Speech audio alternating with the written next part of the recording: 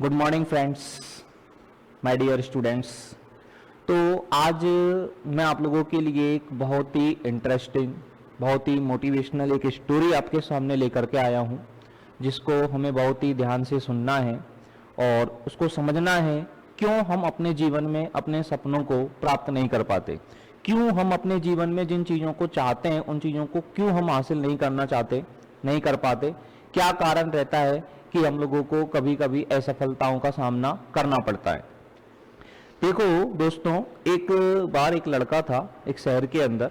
वो बहुत ही परिश्रमी था, बहुत ही मेहनती था, बहुत ही ईमानदार था और सदाचारी था। ठीक है, माता पिता भाई बहन पड़ोसी वगैरह सब उसकी जो है बहुत प्रशंसा करते थे और सब लोग उससे बहुत प्यार करते थे। प्यार क्यों करते थे? क्योंकि वो जो लड़का था, वो लड़का सभी की हेल्प के लिए, सभी की सहायता के लिए हमेशा तैयार रहता था। पड़ोसी हो, कोई उसका सहकर्मी हो, कोई भी हो, किसी भी व्यक्ति को किसी भी तरह की सहायता की आवश्यकता पड़ती तो वो लड़का हमेशा क्या रहता, तत्पर रहता, हमेशा उनकी सहायता के लिए तैयार रहता।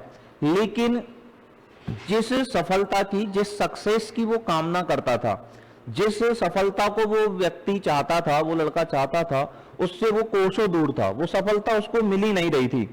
वो दिन रात मेहनत करता, जी जान से मेहनत करता, लेकिन क्या करता, उसके हाथ में असफलता ही लगती और हाथ मल करके वो रह जाता। धीरे धीरे खूब मेहनत करता अपने सपनों को पाने के लिए, जो जीवन में उसने चाहा, अपनी सफलता को प्राप्त करने के लिए, अपने लक्ष्य को प्राप्त करने के लिए खूब मेहनत करता रहा। लेकिन लास्ट में उसको क्या मिलती? असफलता ही मिलती। धीरे धीरे धीरे धीरे समय निकलता गया, समय निकलता गया और समय निकलते निकलते वो कालचक्र में समा गया। लेकिन कालचक्र में समा गया, देवलोक में चला गया। अब उसने अपने जीवन में हमेशा अच्छे ही कर्म किए थे, हमेशा सुकर्म किए थे, तो उसे स्वर्ग की प्राप्ति हुई। देवदूत जो है वो उसे स्वर्ग में लेकर के गए और स्वर्ग में लेकर के गए तो स्वर्ग लोक बहुत ही, माँ के अलौकिक सौंदर्य को देख करके लड़का मंत्र मुग्ध हो गया। मंत्र मुग्ध हो गया तो उसने देवदूत से पूछा, भाई ये कौन सा स्थान है, इतना ये सुंदर स्थान कौन सा है? तो देवदूत ने उससे कहा कि ये स्वर्ग लोक है और तुम्हारे अच्छे कर्मों के कारण तुम्हें ये प्राप्त हुआ है, अब से तुम यहीं रहोगे। तो ये सब बातें सुनकर के लड़का जो है वो बहुत ही खुश हो गया। ठीक है ना, उसने देखा ये तो बहुत ही गजब की जगह है। जहां उसको कक्ष दिखाया गया, उन कमरों में उसे ले जाया गया जहां उसके रहने की व्यवस्था की गई थी। बहुत ही आलीशान घर था, बहुत ही सब कुछ था, सारी सुख सुविधाएं उसके अंदर थी। ऐसी सारी सुख सुविधाएं जो उसने अपने जीवन में कभी देखी नहीं थी, वो सारी की सारी सुख सुविधाएं उसके अंदर वहां पर मौजूद थी। ठीक है, लास्ट में उसे एक कक्ष के अंदर ले जाया गया। उस कक्ष के बाहर लिखा हुआ था स्वप्न कक्ष। क्या लिखा हुआ था? स्वप्न कक्ष।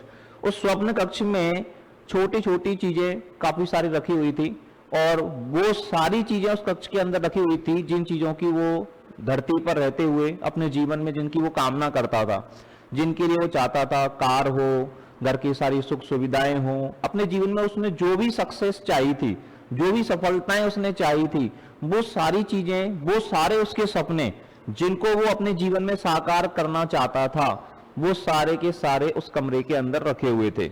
उसने देवदूत से कहा, भाई जिन चीजों की कामना मैं अपने जीवन में करता था, वो चीजें तो मुझे वहां पर मिली ही नहीं। इतनी मेहनत करने के बाद भी मेरे को हासिल नहीं हुई, वो तो सारे सपने के सपने ही रह गए, धरती लोक में देखे थे। तो यहां पर ये इस तरह से क्यों रखे हुए हैं? यहां पर ये चीजें मुझे क्यों मिली? धरती पर तो मैं इनको प्राप्त कर ही नहीं पाया, फिर यहां पर ये चीजें मुझे क्यों मिली?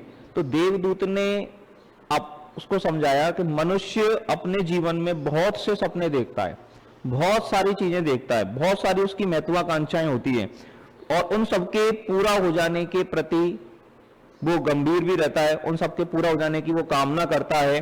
लेकिन वो अपने सारे सपनों के प्रति गंभीर नहीं होता है। सपने बहुत सारे देखता है व्यक्ति, लेकिन क्या हर सपने के प्रति वो गंभीर होता है? क्या हर सपने को वो उसी वे में लेता है? वो अपने कुछ ही सपनों के प्रति गंभीर हो पाता है और जिन सपनों के प्रति वो गंभीर हो पाता है, उन्हीं सपनों को वो धरती लोक पर पूरा कर पाता है। ईश्वर और ब्रह्मांड मनुष्य के हर सपने को पूरा करने के लिए हमेशा तत्पर रहते हैं, हमेशा तैयारी करते हैं, पूरी तैयारी करते हैं। लेकिन कई बार क्या होता है, जैसे ही मनुष्य को कुछ असफलताएं मिलती है, जैसे ही कुछ जीवन में चुनौती आती है तो उन सपनों को छोड़ देता है। जीवन की कठिनाइयों से, उन सपनों को पाने की के मार्ग में जो कठिनाइयां आती हैं, जो चुनौतियां आती हैं, उनसे डर करके वो उन सपनों को बंद कर देता है। अगर वो उसी गंभीरता से उन चीजों को ले और हर चुनौती का डट करके सामना करे, असफलता से नहीं घबराए, तो ईश्वर और ब्रह्मांड मिलकर के मनुष्य के हर सपने को पूरा करने की पूरी तैयारी करते हैं और पूरे सपनों को पूरा करने का प्रयास करते हैं। लेकिन मनुष्य उन सपनों को पूरा करने के मार्ग में आने वाली कठिनाइयों को देख करके, उनसे मिलनी असफलताओं को देख करके, मार्ग में आने वाली चुनौतियों को देख करके उनसे घबरा जाता है और अपने सपनों को पूरा करने के मार्ग से भटक जाता है। इसी कारण से मनुष्य अपने जीवन में अपने सपनों को प्राप्त नहीं कर पाता है।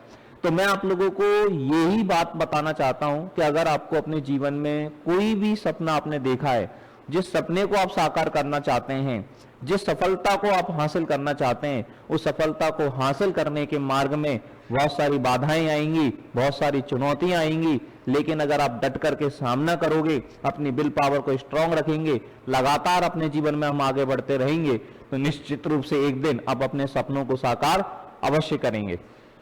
ठीक है बच्चों, थैंक यू, धन्यवाद।